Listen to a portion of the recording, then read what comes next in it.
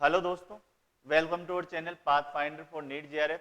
और दोस्तों, जैसा कि आप सभी जानते हैं, नीट जेआरएफ एग्जाम का प्रिपरेशन हम जब करते हैं तो हमें हमारी आंखों में, हमारे मन में एक सपना रहता है कि हमें असिस्टेंट प्रोफेसर बनना है।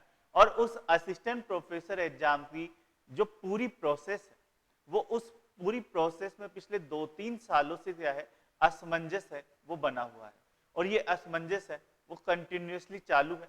आज हम जानेंगे पहले क्या प्रोसेस थी, यूजीसी रेगुलेशन 2018 में कौन सी प्रोसेस है वो आई है, और अभी क्या है, अभी क्या इसका सॉल्यूशन होने जा रहा है। तो इन तीनों चीजों पर हम विस्तार से चर्चा करेंगे, किस तरह से आपको यूजीसी जो नेट जेआरएफ एग्जाम है वो आपके लिए महत्वपूर्ण साबित होने जा रही है।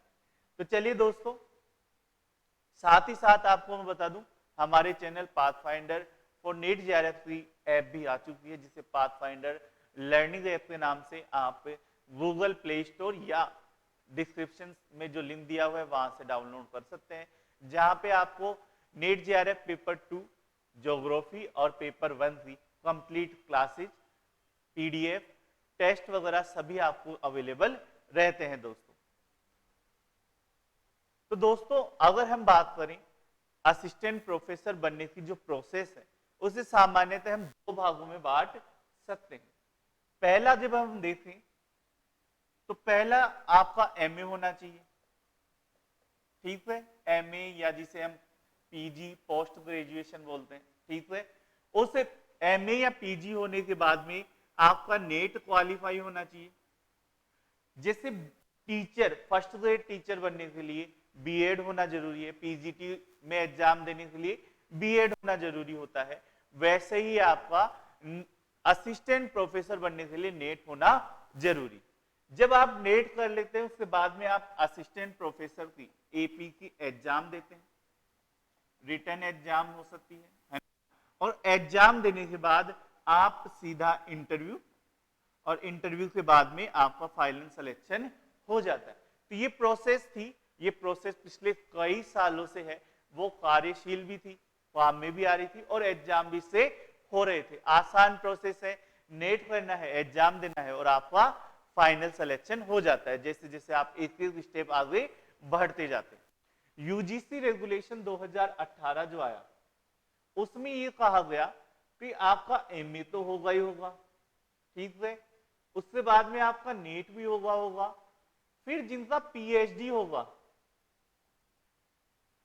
पीएचडी उसमें कंपलसरी कर दिया गया कि 2022 तक का टाइम है, आप सभी जो भी असिस्टेंट प्रोफेसर बनना चाहते हैं पीएचडी कर ले, पीएचडी कंपलसरी है, और उसके बाद में ही आप असिस्टेंट प्रोफेसर की एग्जाम या फिर आपका एपीआई स्कोर के आधार पर फिर आपका इंटरव्यू होता है और फिर सिलेक्शन होता है।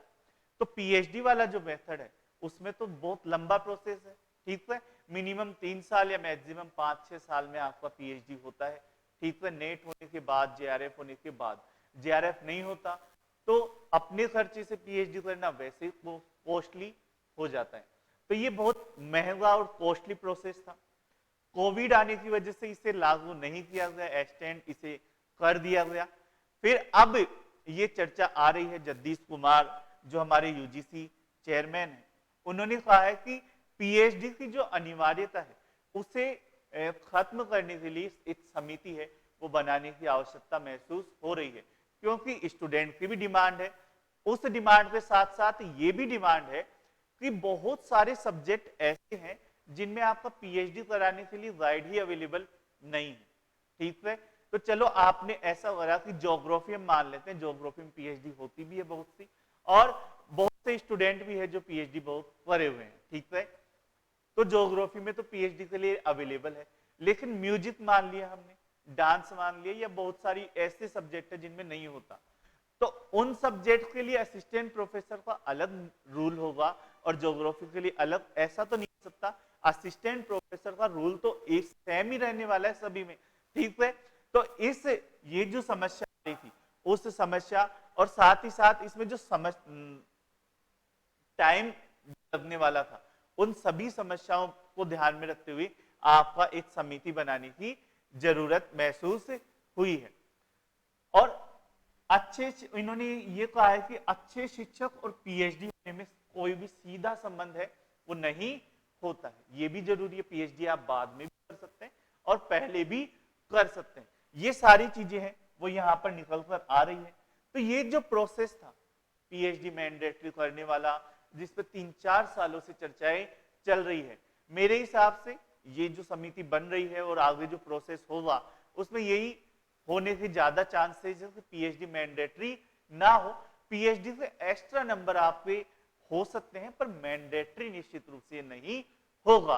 और साथ ही साथ ये प्रोसेस अब आप पे लागू होने वाली नेट की जो